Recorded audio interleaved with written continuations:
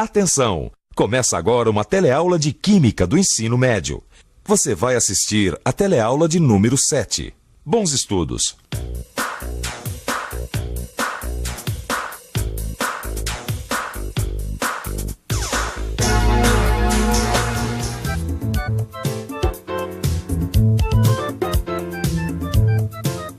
Nas nossas teleaulas de Química, nós vimos como limpar a água do mar e também como a terra limpa a água do poço.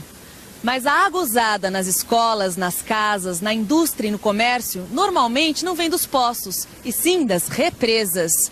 E antes da água chegar ao consumidor, ela precisa passar por uma estação de tratamento, como essa aqui.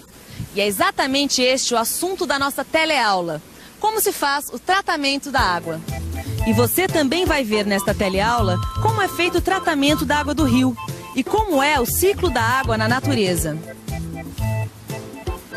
Todos apostos? Então vamos dar mais um mergulho no conhecimento. Nossa teleaula está começando.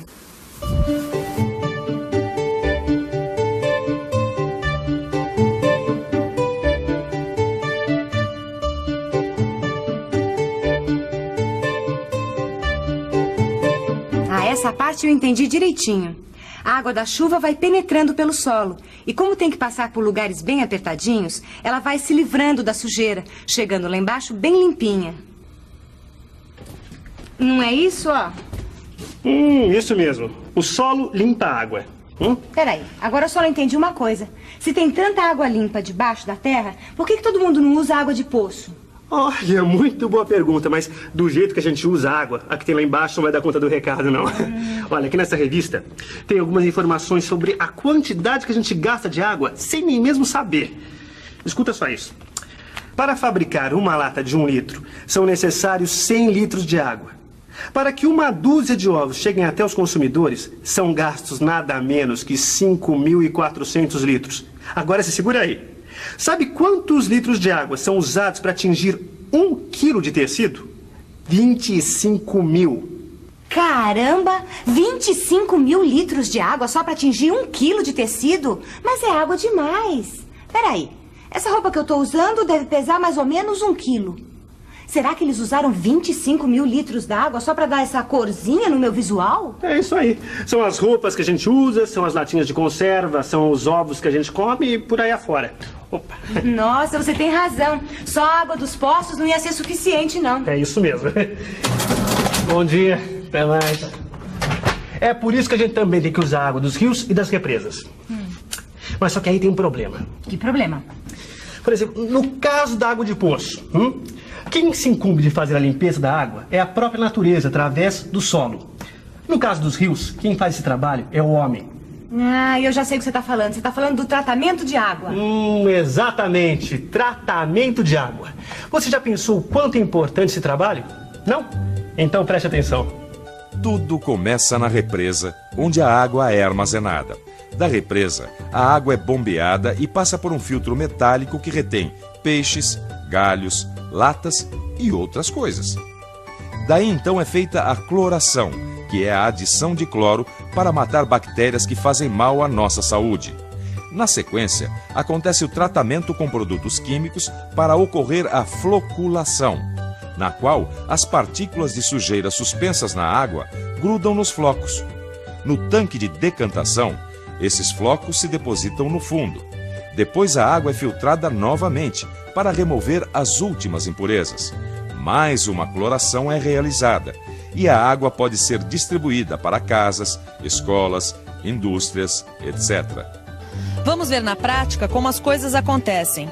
Essa aí é uma das represas que abastece a cidade de São Paulo. A vantagem da represa é que ela permite que uma parte das impurezas já se deposite no seu próprio fundo, num processo de decantação natural. A água é retirada da represa através de bombeamento. Ela passa por uma grade metálica que retém as latas, os galhos e os peixes. Daí ela recebe um tratamento químico. Queria conversar aqui com o Marcos, que é um dos químicos responsáveis nessa estação de água, para ele explicar para a gente o que é esse tratamento químico. É uma coisa simples. Nós adicionamos à água 3 produtos. O cloro para desinfecção, o sulfato de alumínio e o óxido de cálcio, que é mais comumente conhecido como cal. Quando o sulfato e a cal se misturam na água, eles formam uma substância gelatinosa. Venham ver. Olha ali. Tá vendo? Essa substância gelatinosa se chama hidróxido de alumínio. E qual é a vantagem disso? A vantagem é que a sujeira da água vai grudando nessa substância gelatinosa. E depois a água então vai se deslocando para um outro lado do tanque onde fica em repouso. E aí o que acontece? Essa substância gelatinosa, o hidróxido de alumínio, vai se depositando no fundo do tanque, levando consigo toda a sujeira. É um processo de decantação química que agiliza o processo natural. E depois dessa decantação, a água passa por uma outra filtragem, não é isso? Passa. Vamos para um outro lado.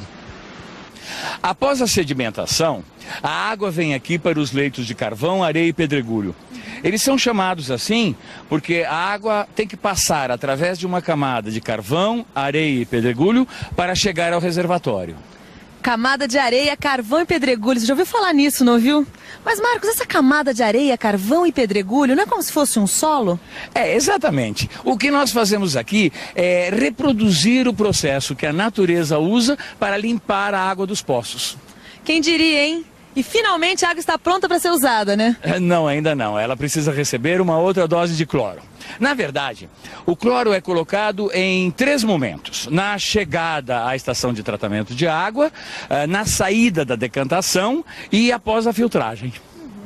E para garantir que a água sempre chegue nas melhores condições até o consumidor, é feita regularmente uma rigorosa análise para o controle da qualidade.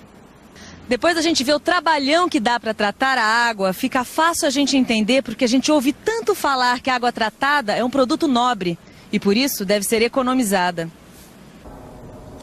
Oi, você se lembra que a destilação consegue separar a água das substâncias que estão dissolvidas nela, como o sal, não é mesmo? Mas a gente viu que a água destilada não serve para beber. E é por isso que não tem destilação no tratamento da água. O que quer dizer então? Que no tratamento da água só são separadas as substâncias que estão misturadas. As substâncias que estão dissolvidas na água continuam nela, mesmo depois do tratamento. E elas têm que continuar lá, porque são muito importantes para a nossa saúde. São os chamados sais minerais. Opa, deixa eu desligar o fogo que o balão já está secando. Tchau aí, garotão. Falando em secar, se a gente usa tanta água assim, a represa não vai acabar secando? É justamente essa uma das minhas preocupações. Se a gente começar a usar mais água do que o rio traz para a represa, ela pode muito bem secar. Peraí, o rio enche a represa. Mas da onde que vem a água que enche o rio?